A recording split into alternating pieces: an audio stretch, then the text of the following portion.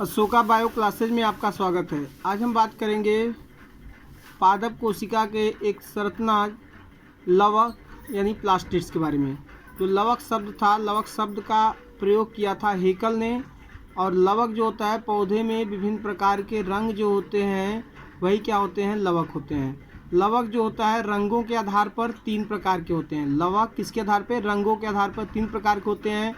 वर्णी लवक, अवर्णी लवक और हरित लवक। वर्णी लवक, अवर्णी लवक और हरित लवक। बात करते हैं पहला वर्णी लवक। वर्णी लवक, वर्ण मीन्स होता है कलर, इसी को बोलते हैं क्रोमोप्लास्ट।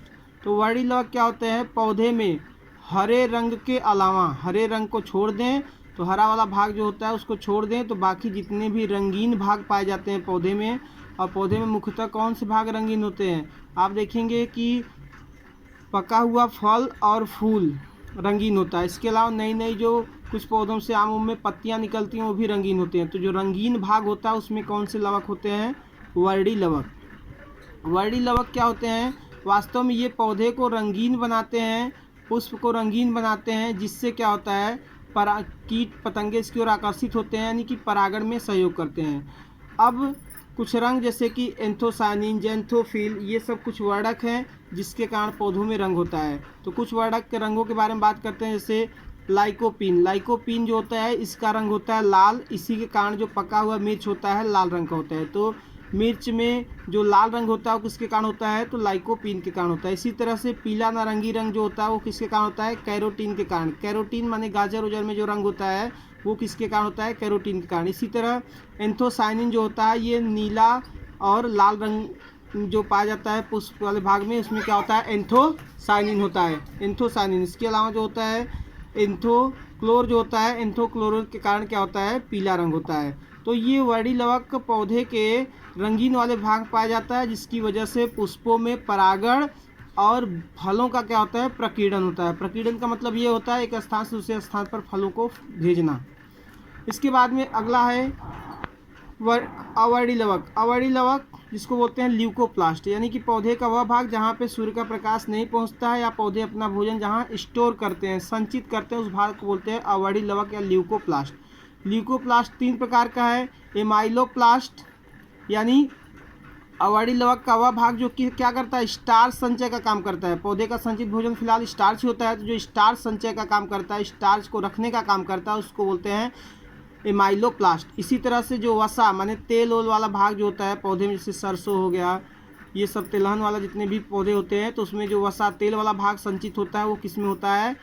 इलायोप्लास्ट में। तो इलायोप्लास्ट किसका काम करता है? वसा संचय का काम करता है। इसी तरह से एल्यूरोप्लास्ट जो होता है वो प्रोटीन संचय का काम करता है। जैसे कि दाल वाली फसल जो होती है उसमें प्रोटीन होता है दालों में, तो उसमें कौन अधिकांशतः पाया जाता है? एल्यूरोप्लास्ट। और तिलहन वाली फसल में जिससे तेल प्राप्त होते हैं उसमें क्या होता है? इलायोप्लास्ट। और अधिकांशतः पौधे में जो अनाज होता है उसमें क्या होता है? एमाइलोप्लास्ट। अगला टॉपिक बात करते हैं हरित लवक। हरित लवक जो था, हरित लवक शब्द यानी क्लोरोप्लास्ट शब्द किसने दिया था? इरेरा। इरेरा नामक वैज्ञानिक ने क्लोरोप्लास्ट शब्द दिया था। अब बात करते हैं, आप फिगर से देखते हैं कि क्लोरोप्लास्ट है क्या। तो क्लोरोप्लास्ट जो होता है यह फिलहाल तो बात किया जाए तो क्लोरोप्लास्ट हरित लवक जो होता है ये दोहरी झिल्ली से घिरी हुई संरचना होती है। तो दोहरी झिल्ली से घिरी हुई जो ये कोशिकांग है, ये है और एक कोशिकांग होता है आपका माइटोकांड्रिया। तो माइटोकांड्रिया और हरित लवक दोहरी झिल्ली से घिरी हुई कोशिकांग है, जिसके बाहरी झिल्ली को बाह्य कला और अंदर वाली झिल्ली को अंतःकला कहते हैं। अब बात करते हैं इसमें जो घोल है, जो लिक्विड है इसके अंदर भरा हुआ, तो इस लिक्विड को बोलते हैं स्ट्रोमा। इस स्ट्रोमा में सिक्का के ढेर जैसा, जैसे एक पर एक सिक्का रखे होते हैं तो इस सिक्के की ढेर जैसी संरचना दिखाई देती है, इस सिक्के के ढेर जैसी संरचना बोलते हैं ग्रेनम। इसका बहुवचन होता है ग्रेना।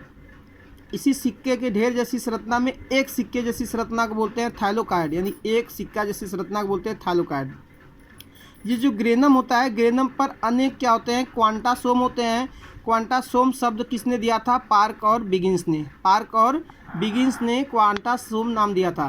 क्वांटासोम ही क्या होते हैं? प्रकाश संश्लेषण की इकाई होते हैं, यानी कि सूर्य के प्रकाश जब आते हैं तो क्लोरोफिल, चूँकि इसी क्वांटासोम में ही पाए जाते हैं, तो क्लोरोफिल अवशोषित करते हैं। तो क्वांटासोम का काम क्या होता है? प्रकाश संश्लेषण में सहयोग करता है। इसके अलावा इस मैट्रिक्स वाले भाग में क्या होता है? वलयाकार डीएनए होता है। डीएनए होता है डबल स्टैंडर्ड, यानी कि दोहरी लड़ी वाला, 2 लाइन वाली क्या होता है? वलयाकार, ये सर्कुलर डीएनए होता है। इसके अलावा जो होता है इसमें ये जो ग्रेनम है, ग्रेनम को जोड़ने वाली ये संरचना और ये संरचना को बोलते हैं स्ट्रोमा पटलिका। और ये जो मैट्रिक्स होता है, मैट्रिक्स में क्या होता है, राइबोसोम होता है, राइबोसोम के कण भी होते हैं और इसमें रुबिस्को प्रोटीन पाया जाता है। रुबिस्को प्रोटीन की बात करें तो पृथ्वी पर पाया जाने वाला सबसे अधिक जो एंजाइम है वो कौन सा एंजाइम है, रुबिस्को एंजाइम है। बेसिकली ये क्या होता है, प्रोटीन होता है।